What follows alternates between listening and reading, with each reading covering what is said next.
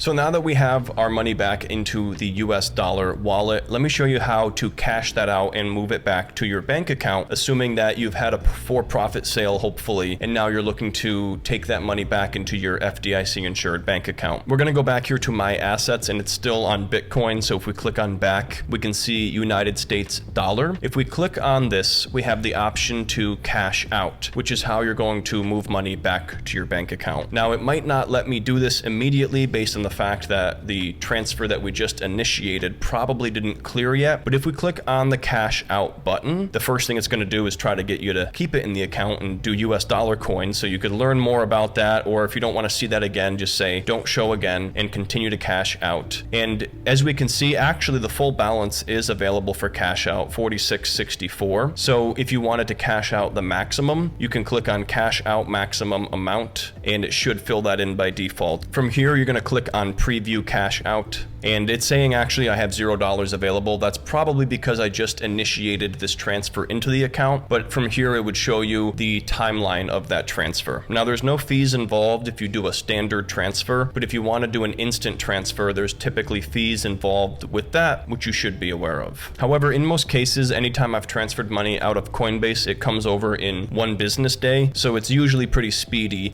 so I really wouldn't recommend wasting money on that instant transfer fee.